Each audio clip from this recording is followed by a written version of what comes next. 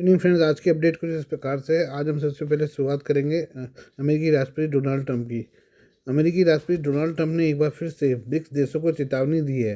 Trump ने कहा है कि ब्रिक्स देश अंतर्राष्ट्रीय व्यापार में अमेरिकी डॉलर की जगह अपनी मुद्रा लाने पर आगे बढ़े तो कड़े कदम उठाए जाएंगे। ट्रंप ने ब्रिक्स को धमकी भरे अंदाज में कहा है कि अगर डॉलर की वैकल्पिक करेंसी लाई गई तो अमेरिका उनके निर्यात पर 100% टैरिफ लगा देगा। ब्रिक्स देशों की ओर से डॉलर की जगह कोई दूसरा मुद्रा लाने का प्रस्ताव पेश करने के बाद से ट्रंप भड़के हुए हैं। ट्रंप चाहते हैं कि वैश्विक व्यापार में अमेरिकी डॉलर का दबदबा बना रहे। ऐसे में वो ब्रिक्स को कोई दूसरी मुद्रा न लाने के लिए चेता रहे हैं। डोनाल्ड ट्रंप ने गुरुवार को सोशल मीडिया पर लिखा, यह सोचना गलत है कि ब्रिक्स देश डॉलर से दूर जाने की कोशिश करेंगे और हमें खड़े देखते रहेंगे। ऐसा करने का वक्त अब खत्म हो गया है। हम इन देशों से प्रतिबद्धता चाहते हैं कि वे ना तो कोई नई ब्रिक्स मुद्रा बनाएंगे और ना ही डॉलर को बदलने के लिए किसी दूसरी मुद्रा का समर्थन करेंगे। अगर वे ऐसा करते हैं तो उनको 100% टैरिफ का सामना करना पड़ेगा। ट्रंप ने आगे लिखा, ब्रिक्स देश दूसरी करेंसी पर जाते हैं तो उनको अमेरिकी अर्थव्यवस्था बाहर होना पड़ेगा। ब्रिक्स के देश फिर किसी दूसरे देश की ओर रुख कर सकते हैं।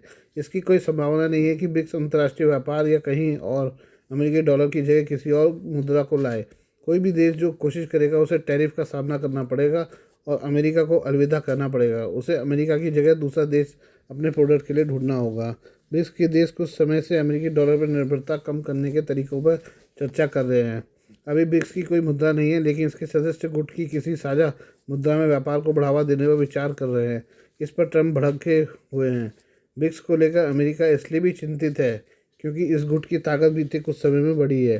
ब्रिक्स में शुरू में ब्राज़ील, रूस, भारत, चीन और दक्षिण अफ्रीका थे। हाल के वर्षों में ब्रिक्स का विस्तार हुआ है। इस गुट में अब मिस्र, इथोपिया, इंडोनेशिया, ईरान और संयुक्त अरब अमीरात जैसे देश भी शामिल हो गए हैं।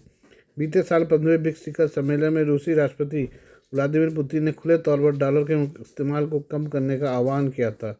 इससे डोनाल्ड ट्रंप और अमेरिका फिक्रमंद हैं। आइए अब हम बात करें चीन और पाकिस्तान के रिश्ते की। चीन और पाकिस्तान अक्सर ही अपनी दोस्ती की कस्में खाते रहे हैं। दोनों देशों का कई स्तरों पर मजबूत संबंध है, लेकिन बीते कुछ समय से ये रिश्ता मुश्किल दौर में चल रहा है। चीनी अधिकारियों ने पाकिस्तान में अपने नागरिकों की सुरक्षा की स्थिति पर खुलकर चिंता जताई है, जिससे दोनों देशों में तनाव हुआ है। पाकिस्तान ने भी कई मुद्दों पर ऐतराज़ जताया है। ऐसे में चीन पाकिस्तान आर्थिक गलियारा सीपैक के तहत आर्थिक और सामरिक रिश्ते मजबूत करने की कोशिश की, लेकिन हालिया घटनाओं ने दोनों देशों के संबंधों में अनिश्चितता पैदा कर दी है। द डिप्लोमेट की रिपोर्ट के मुताबिक पाकिस्तान और चीन की एक दूसरे से बड़ी अपेक्षाएं हैं। चीन ने बड़े पैमाने पर पाकिस्तान में निवेश किया है, इसमें सीपैक सबसे अहम है। इस प्रोजेक्ट की शुरुआत हुए 1 दशक हो गया है, लेकिन अभी भी ये कई चुनौतियों के कारण बहुत धीमी गति से आगे बढ़ रहा है। इन चुनौतियों में सबसे प्रमुख पाकिस्तान के भीतर चीन की सुरक्षा चिंताएँ हैं। चीनी कर्मचारियों पर आतंकी हमले भी बीते साल देखने को मिले हैं। इससे चीज़ें तेज़ी से खराब हुई हैं। पाकिस्तान और चीन के बीच सुरक्षा और सीपैक प्रोजेक्ट के मुद्दे पर जिस तरह की चीज़ें सामने आई हैं, वो दिखाता है पाकिस्तान और चीन के बीच संबंध पुनः मूल्यांकन के दौर से गुजर रहे हैं। फिलहाल दोनों देशों की बदलती प्राथमिकताओं का सामना करना पड़ रहा है।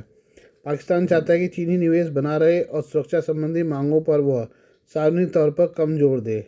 पाकिस्तान चाहता है कि चीन की ओर से अफगानिस्तान पर भी दबाव बनाया जाए। ये पाकिस्तान की अपनी अर्थव्यवस्था स्थिर करने और क्षेत्रीय सुरक्षा सुनिश्चित करने की जरूरत के हिसाब से है।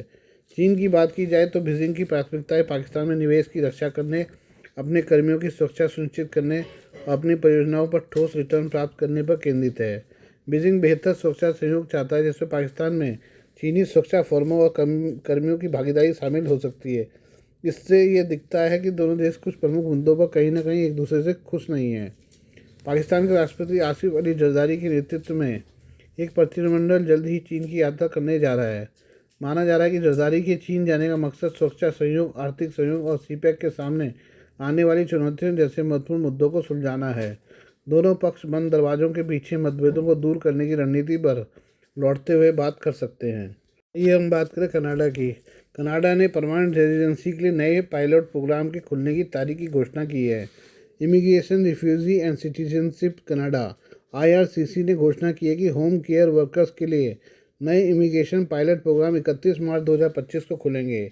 इस नए पायलट प्रोग्राम को IRCC की ओर से सामूहिक रूप से कनाडा के home care worker immigration pilot के रूप में संदर्भित किया जाता है।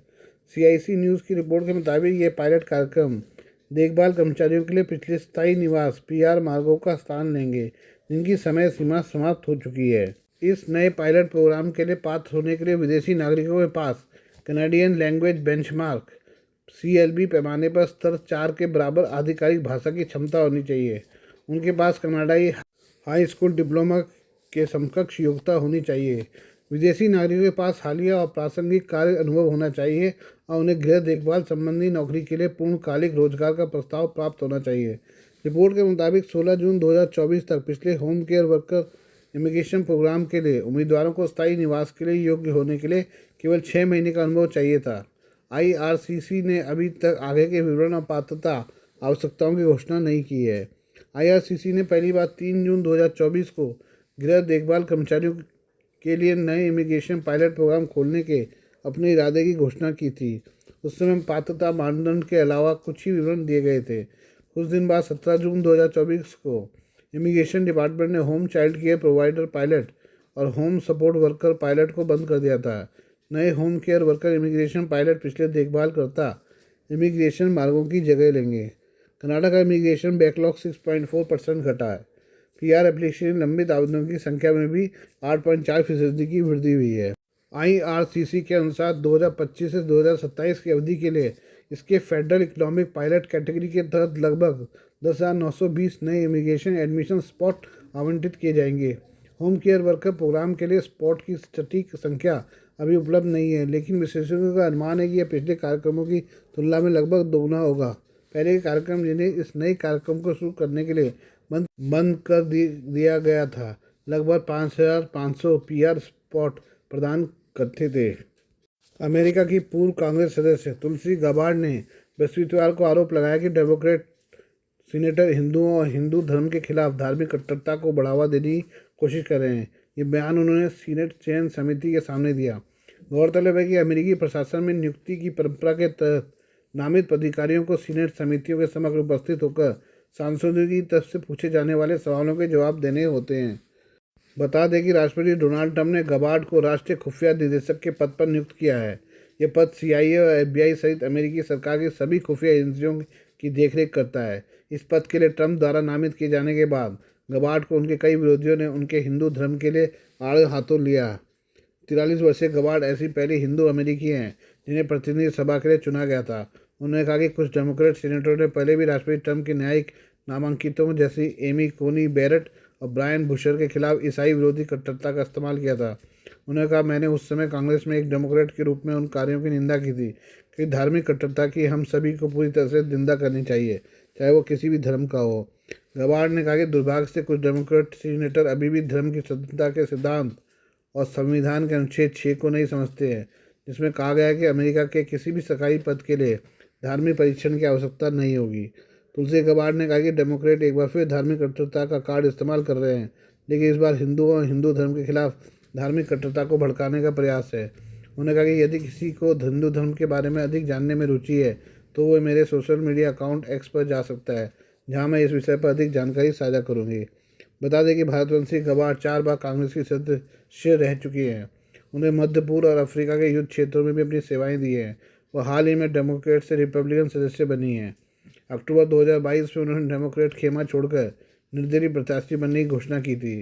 अगस्त 2024 में तुलसी ने ट्रंप को औपचारिक समर्थन देने का ऐलान किया था। ये बात करें पाकिस्तान की। पाकिस्तान के आसान खैबर पख्तूनख्वा प्रांत में अज्ञात बंदूकधारियों ने 2 अलग अलग घटनाओं में 6 लोगों का अपहरण कर लिया। अपहरण में एक अर्धसैनिक बल का एक जवान भी शामिल है। पुलिस ने बृहस्पतिवार को यह जानकारी दी। पुलिस ने बताया कि पहली घटना में हथियारबंद लोग 2 वाहनों में आए हवा में गोलियां चलाते हुए जबरन 5 नागरिकों को अपने साथ ले गए। उसने बताया कि अपहृत लोग उत्तरी वजीरिस्तान के सिवा तहसील के मीर अली सब डिवीज़न के अंतर्गत आने वाले हसन खेल गांव में बिजली के खंभे ठीक कर रहे थे। पुलिस ने बताया कि एक अन्य घटना में अर्धसैनिक बल का एक जवान बाजार से लौटते समय अगवा कर लिया गया। पुलिस ने इलाके में व्यापक तलाशी अभियान शुरू कर दिया है। अब तक किसी भी संगठन ने अपहरण की जिम्मेदारी नहीं ली है। इस क्षेत्र में प्रतिबंधित तहरीक-ए-तालिबान पाकिस्तान सक्रिय है, जिससे पहले भी ऐसे अपहरणों के जिम्मेदार ठहराया गया था। TTP की स्थापना 2007 में कई आतंकवादी संगठनों के गठबंधन के रूप में हुई थी और इसे अल-कायदा का करीबी माना जाता है। इन संगठनों को पाकिस्तान में कई घातक हमलों के लिए जिम्मेदार माना जाता है। आइए हम बात करें अमेरिका AI टूल की। अमेरिकी AI टूल ChatGPT को कड़ी टक्कर टक्कर दे रहे चीनी प्रौद्योगिकी स्टार्टअप डीप सीक पर सोमवार को साइबर हमला हुआ है, जिससे उपयोगकर्ताओं को साइट पर पंजीकरण करने में दिक्कत हुई। कंपनी ने जानकारी दी है। अपने एआई कृत्रिम मेगा चैटबॉट से प्रौद्योगिकी क्षेत्र की दुनिया में खलबली मचाने वाली कंपनी डीप सीक ने कहा है कि उसकी सेवाओं पर बड़े पैमाने पर दुर्भावनापूर्ण हमले किए गए। डीप सीक ने कहा कि पंजीकृत उपयोगकर्ता सामान्य रूप से लॉगिन कर सकते हैं। डीप सीक ने पिछले महीने नया एआई मॉडल जारी कर एआई जगत में दुनिया का ध्यान आकर्षित किया। कंपनी का दावा है कि उसका मॉडल चैट जीपीटी निर्माता ओपन एआई जैसी अमेरिकी कंपनियों के मॉडल को टक्कर देता है और उनसे अधिक किफ़ायती है। इस साल की शुरुआत में चैटबॉट के एप्पल और गूगल ऐप स्टोर पर उपलब्ध होने से उसकी पहुंच और बढ़ गई है। डीप सीक का एआई असिस्टेंट आईफोन स्टोर पर सबसे अधिक डाउनलोड किया जाने वाला मुफ्त एप्लीकेशन बन गया है। Please do like, share and subscribe this channel of my news, views and analysis by Prakash.